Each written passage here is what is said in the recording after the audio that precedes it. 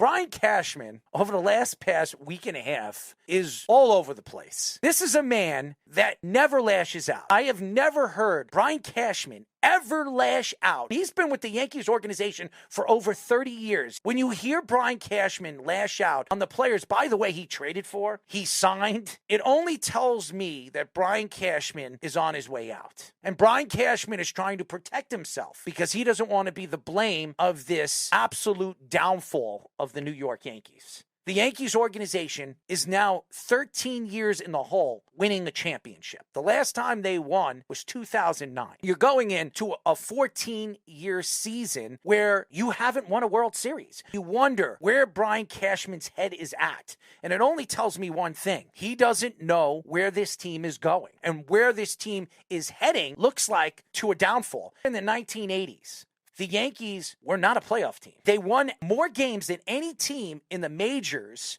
in the 80s, but never could get over the hump and win a championship. After 81, they didn't make the playoffs. They were on a downfall. They traded Roberto Kelly, Randy Velarde, Steve Sack, Mike Stanton, the catcher. They never amount to anything. And it took 14 years for this team to bring up Bernie Williams and Derek Jeter, Jorge Posada, Mariano Rivera, and Andy Pettitte. It took them years to develop top-end prospects in their farm system. When everything started to develop, you brought in Buck Showalter, you had him there for a couple of years, and then you moved on, you bring Joe Torre, and then you became a successful, winning organization. But this isn't the old Yankees. This isn't the George Steinbrenner years. This is the Hal Steinbrenner years. Hal Steinbrenner does not like to spend over the luxury tax. And I know Hal said after the season ended that he is willing to spend money this offseason, but how much money? The Mets had the highest payroll in the league, and who had the second highest? The New York Yankees. You have a player like Giancarlo Stanton that's making $32 million for the next 2 seasons. The Yankees are stuck with this contract because he has a no-trade clause, and he only wants to be traded to the Dodgers. Now, the Dodgers are not going to be interested in him because they're interested in Shohei Ohtani. You wonder, why did Brian Cashman do this? Why is he lashing out after all these years? And the only thing that could sell me on why he's doing this is because he knows he's on his way out. He knows this is his last year. Win or lose, Brian Cashman is probably done. He's leaving. I don't know if he's retiring. Maybe the Yankees give him an executive position. He's no longer going to be the GM of the organization. Maybe he decides to go somewhere else and rebuild an organization. I don't know what his plan is, but it obviously isn't with the New York Yankees. I know a lot of Yankee fans are probably wanting to push Brian Cashman out. They've wanted to push Brian Cashman out for the last 3 years. You wonder why it's taking this long for the Yankees to part ways with Brian Cashman. I've loved Brian Cashman. I still think he's amongst the league's best GMs in all of baseball. But he's weighed out his welcome. He's been here so long. I understand that George Steinbrenner is the one that brought him here to the organization, gave him the GM job. This is the last gift that George Steinbrenner gave to the Yankee fan. This is a guy that was a big part of this Yankee success. He built these teams over the years that were competitive and championship oriented. Over the last 10 years, there's a lot of questions. They're an older team. A lot of these youngsters have not panned out well. Savarino has been fighting injury after injury. They haven't really found a pitching prospect in their farm system, a starting pitching prospect. It looks like maybe King could be that guy. You look at their bats. Aaron Judge is a sensational player. He's one of the biggest and strongest players we've ever seen in baseball. But the guy has been fighting injury after injury. Now you gave him a 9-year deal, $360 million,